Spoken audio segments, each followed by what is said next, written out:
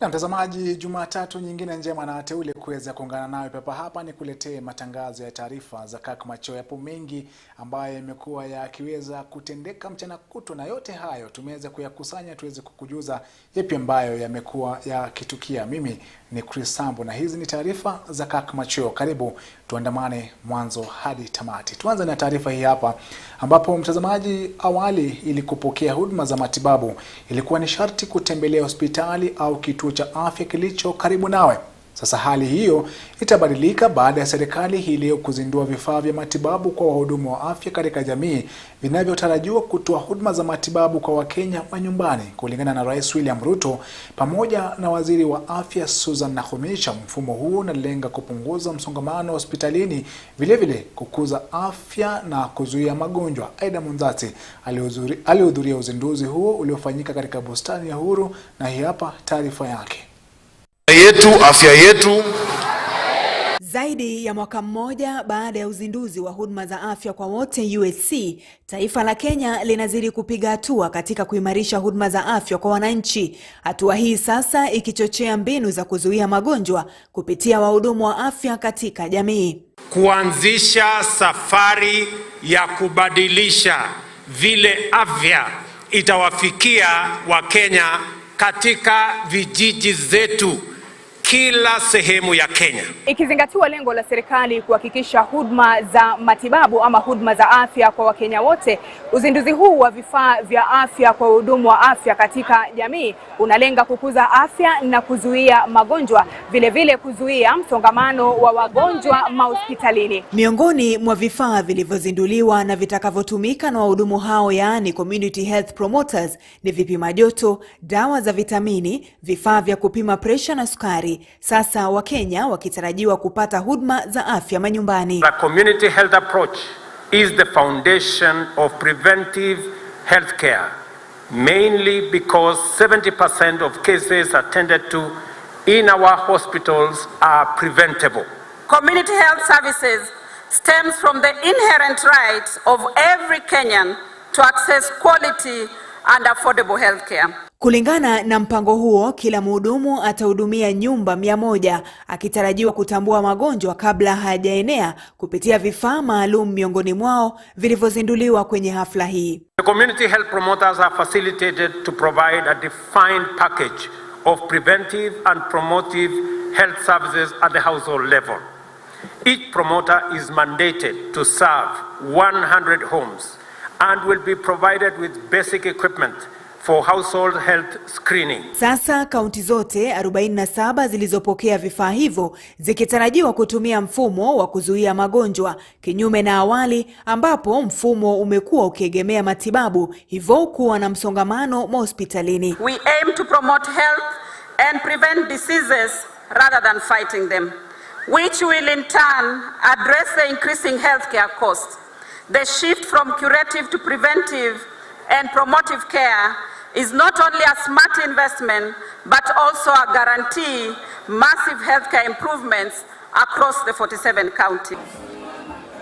Na uzinduzi huu wa vifaa vya afya kwa wahudumu wa afya katika jamii unajiri wakati ambapo serikali kupitia Wizara ya Afya inalenga kuzindua rasmi wahudumu wa afya 100,000 mnamo tarehe 20 Oktoba katika sherehe za maadhimisho ya Mashujaa.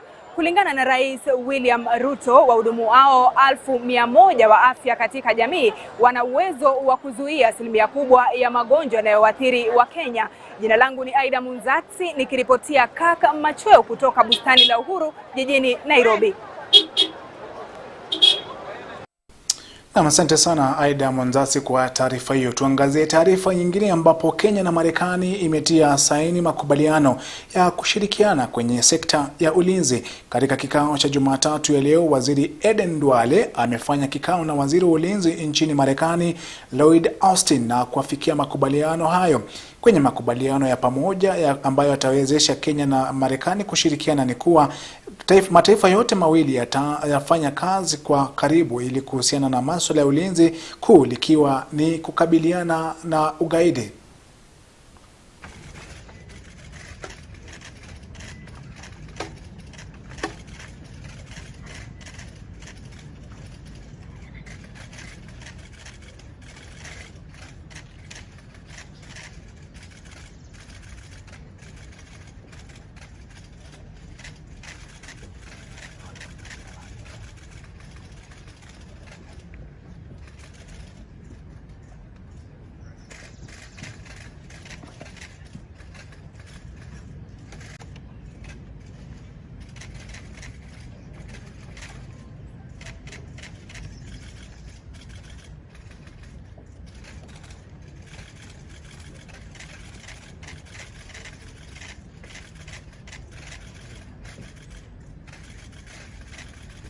Na mtazamaji, Rais William Ruto ametoa hakikisho kwamba serikali ina ari ya kupambana vilivyo na jinamizi la ufisadi hapa nchini. Akizungumza kwenye ikulu ya Nairobi kwenye hafla ya kumwapisha Renson Mulele kuwa mkurugenzi mpya wa mashtaka ya umma, rais amejutia ukweli kwamba ufisadi umelemaza maendeleo nchini na kwamba sharti asasi husika zitekeleze wajibu kushinda vita hivyo. Mulele amechukua hatamu hizo kwa muda wa miaka 8 ijayo, rais akimwahidi uungwaji mkono na kwamba serikali haitaingilia kwa vyovyote vile utendakazi wa idara ya mashtaka ya umma hapa nchini. Is not just a prosecutor. I, Renson Mulele Ngonga, do solemnly affirm that I will well and truly serve the people and the Republic of Kenya in the office of the Director of Public Prosecutions, that I will at all times and to the best of my knowledge and ability protect, administer, and defend this Constitution and exercise the constitutional functions entrusted to me with a view to upholding the dignity and the respect for the criminal justice system of Kenya, having regard to the public interest and interest of the administration of justice without any fear, favor, bias, affection, ill will, prejudice, or any political, religious, or other influence. It is your duty as the head of the Office of the Director of Public Prosecution to ensure that non-partisan, uniform, consistent, and high-quality prosecutorial actions are always the benchmark of your office.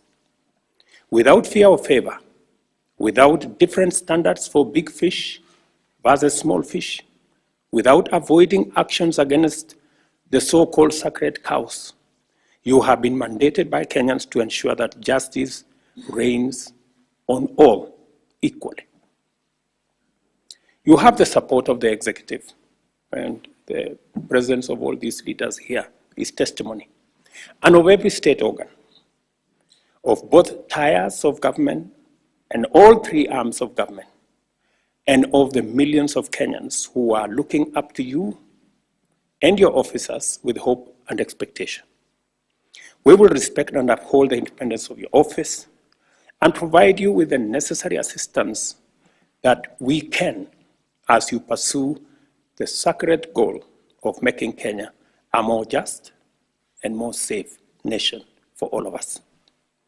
You will face criticism, Mr. Renson Mulele. You will hear calls for greater accountability and transparency in your office's decision-making.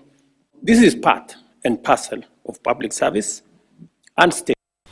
Na mtazamaji, dakika 12 zimeweza kukatika baada ya saa 1 juu ya alama. Tunachukua mapumziko mafupi, lakini usiondoke ulipo, manake nikirejea hapo mengi zaidi ambayo hapo kwenye sehemu ya pili ya taarifa za Kirk Machweo.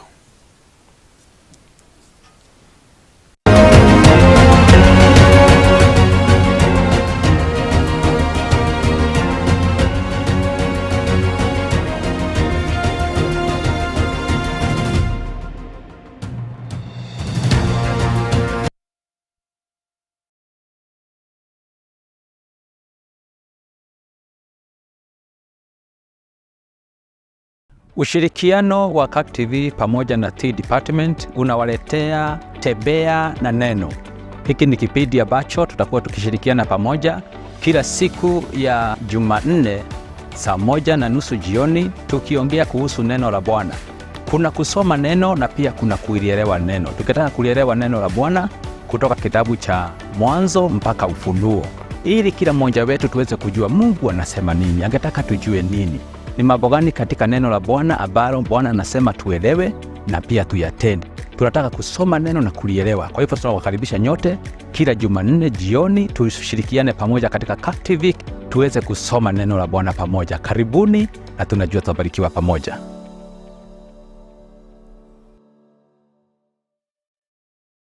Start your day with inspiration and purpose.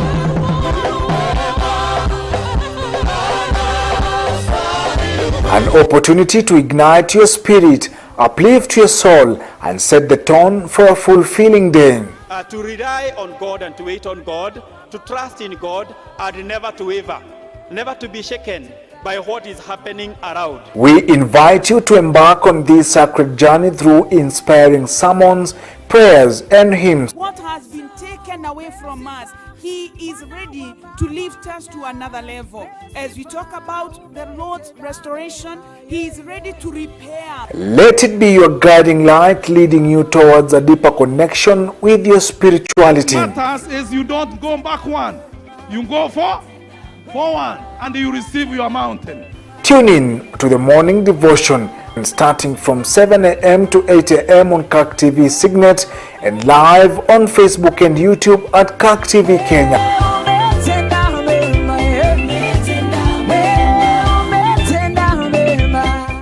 Katika ulimwengu wenye kasi na muda unaokwenda upesi, tunakusihi ujitulize kwa muda, ujiunganishe na upate kitulizo ndani ya kumbatio la upendo. God of Bethel has been my God all those years.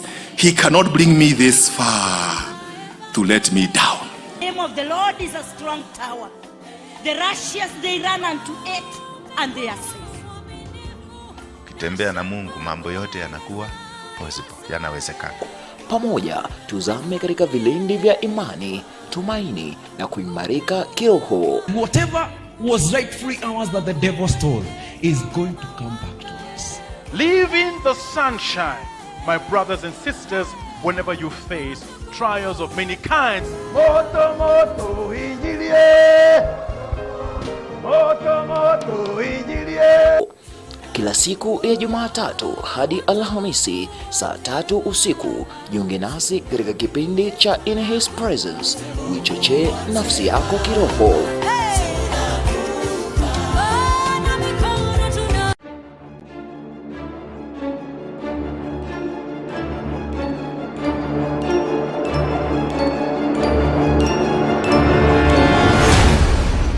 Welcome to Imani na Waumini, a program on church matters, where we try to discuss matters pertaining to the Church of Christ today. Mimi nimeacha wazazi wangu, nikaacha mtoto wangu, ndio nikuja nitumikia Mungu.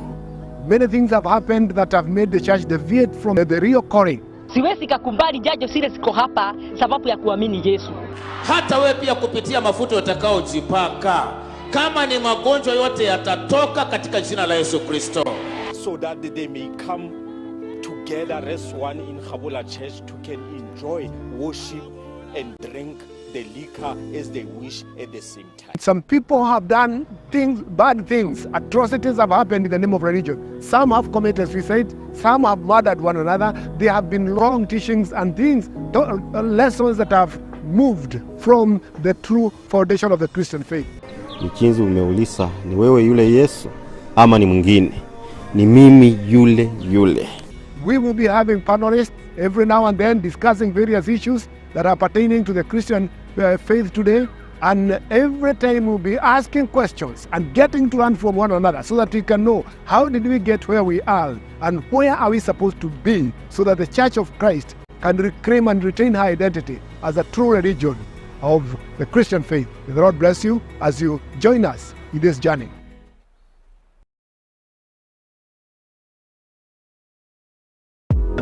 John Machweo once said, a reader is the one who knows the way, goes the way, and shows the way.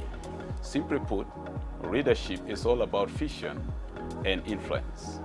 Join me, Robert Waihenya Goge, the Secretary General of the Presbyterian Church of East Africa, every first Monday of the month from 8 p.m. as we microscopically look at the reality, specificity, and simplicity of leadership only on Kirk TV. Specificity. Uongozini, a show by the leader, for the leader.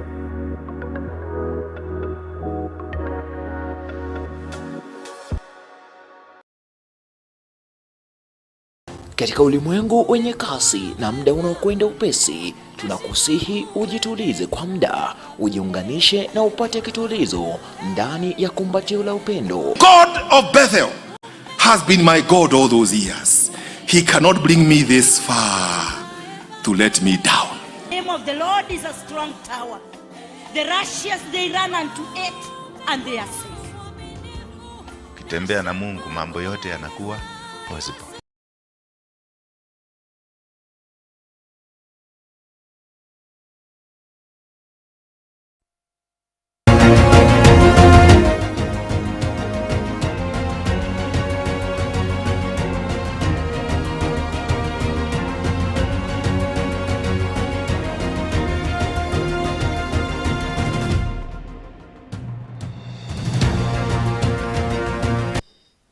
Na mtazamaji, karibu tuendelee na taarifa zaidi. Tusonge mbele ambapo shirika la makanisa nchini Kenya NCCK limewataka wanahabari kutilia maanani jinsi wanavyoripoti visa vya dhuluma za kijinsia.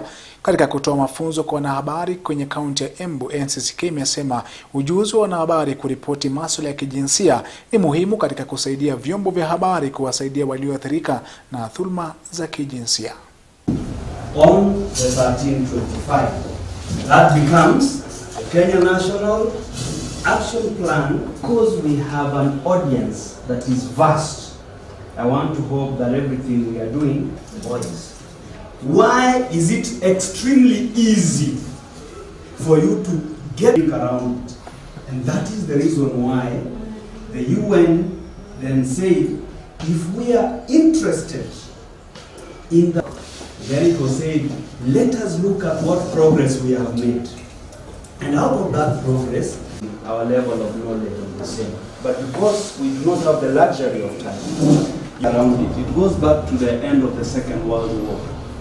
By the end of the Second World War, we are aware of the National Action Plan, the second generation of the Kenya National Action Plan, and how do we ensure we achieve that particular responsibility that we are talking about, and provide information that is advised by science or a specific organization saying I am promoting contraception amongst young people, was to pass the very first resolution. The very first resolution, Security Council with its membership of 15 and so on. We are looking at it to go beyond dispute when it comes to boundaries. In what you have already, garnered in the past, you will forgive us, but you are educating your children, you would say you want to begin with the boys. And that, the post-election violence in Kenya, we had a lot of atrocities that were made. Imagination, not really imagination, the understanding that there has been human being. That is really the main purpose of the body they are calling the UN. With its, what is really the main purpose of the body they are calling the UN, with its, 5 behind the United Nations Security Council Resolution 30. When the United Nations, the team looks at their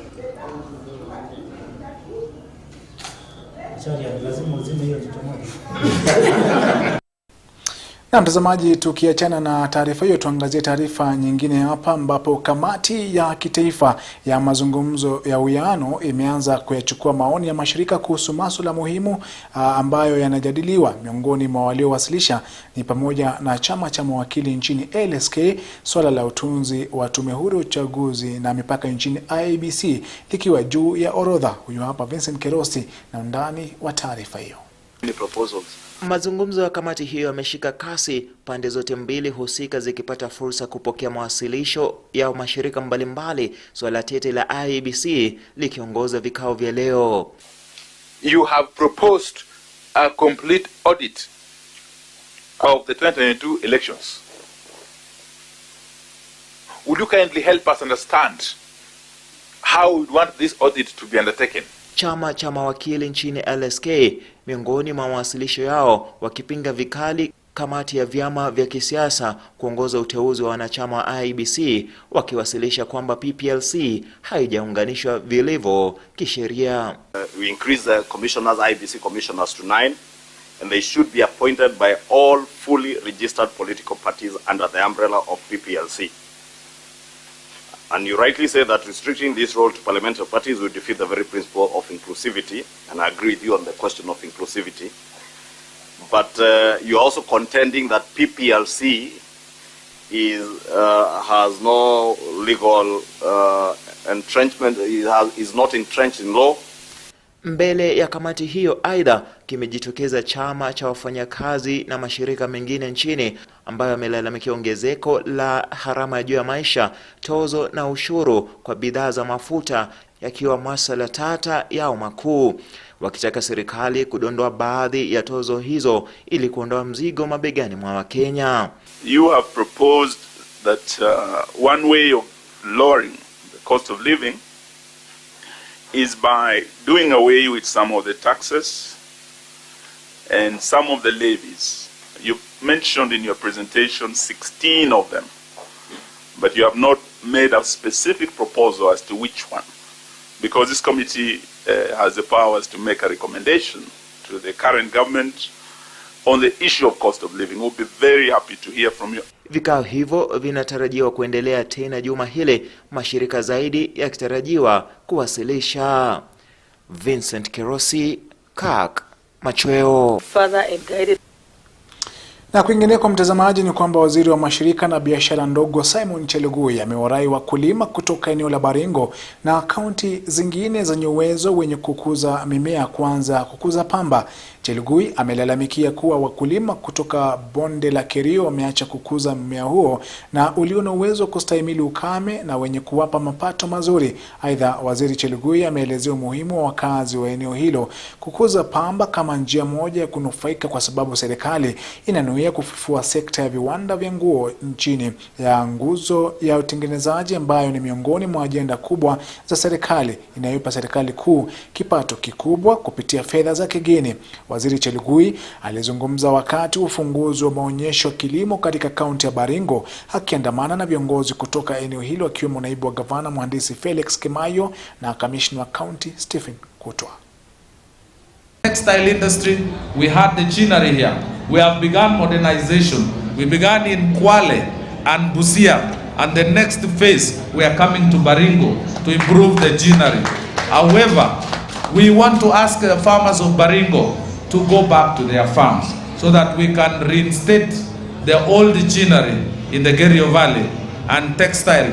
We are now exporting our clothes, finished products, to New York. In Baringo County, agriculture supports over 90% of the residents and plays a pivotal role in the economy and has an immense opportunity of changing the lives of the people of Baringo.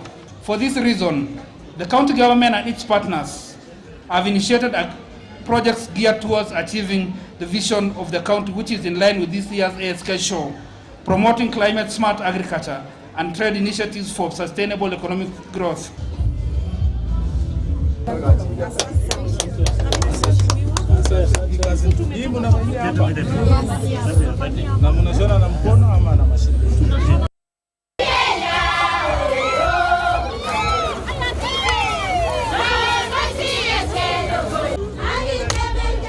The textile industry, we had the ginnery here. We have begun modernization. We began in Kwale and Busia, and the next phase we are coming to Baringo to improve the ginnery.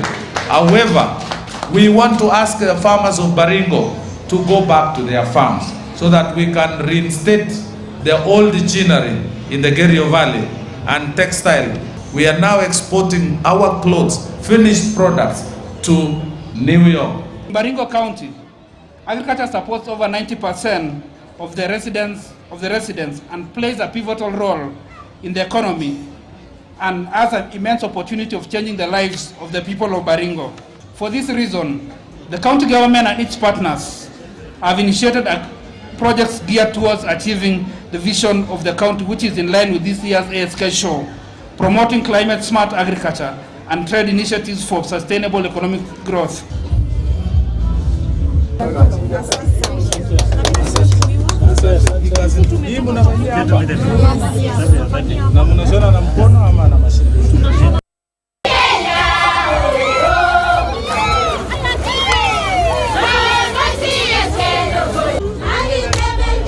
The textile industry, we had the ginnery here.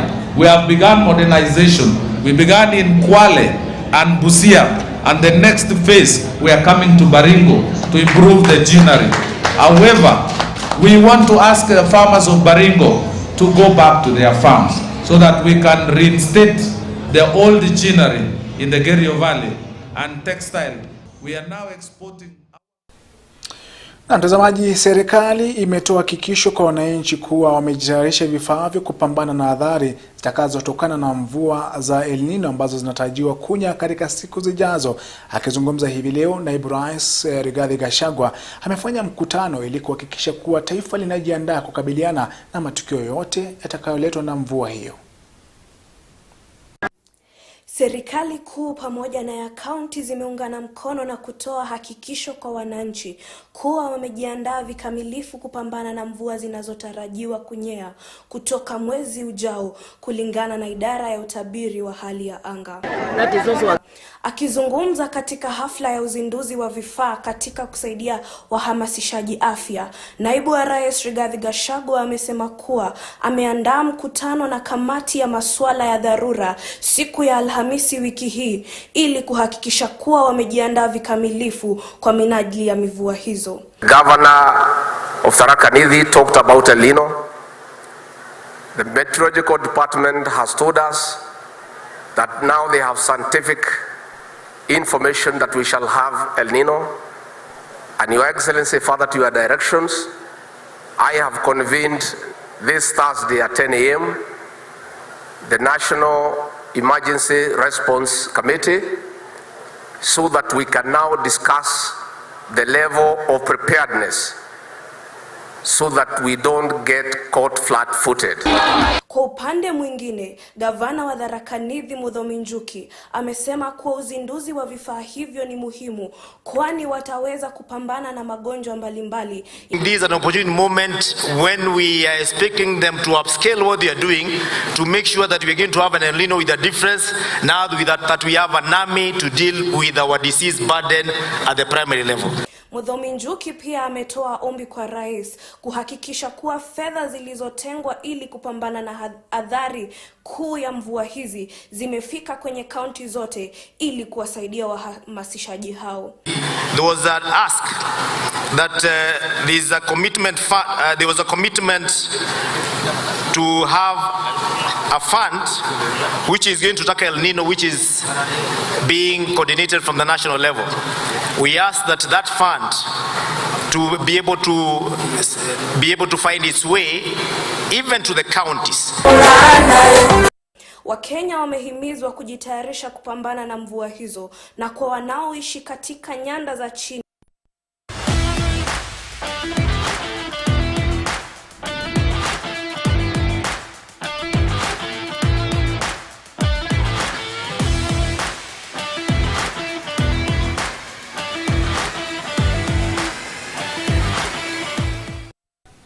Na tuangazie sasa taarifa za michezo ambapo timu ya raga ya taifa ya Wales imekuwa ya kwanza kutinga awamu ya miondoano kwenye michuano ya kombe la dunia inayoendelea nchini Ufaransa.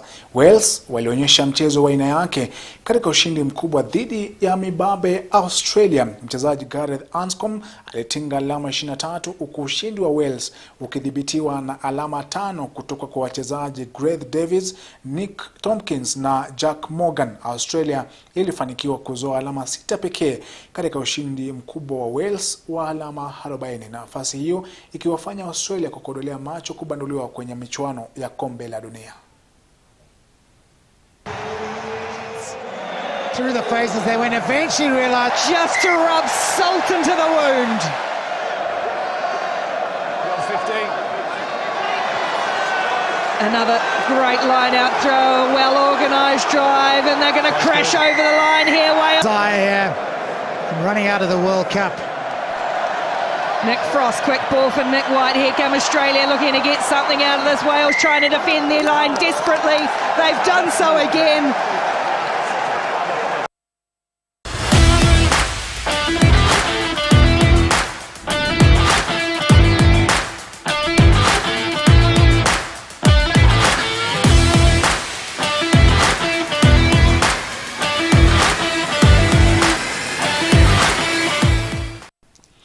Na mtazamaji, dakika 33 baada ya saa 1 juu alama. Asante sana kwa kuketi kitako na kustakiri hadi kufuatilia matangazo haya tangia mwanzo hadi tamati. Ila sina la ziada hivi sasa ila kuondoka. Kwa wote walioweza kufanikisha matangazo haya, tunakutakia usiku mwanana. Mimi ni Sambu. Kwaheri.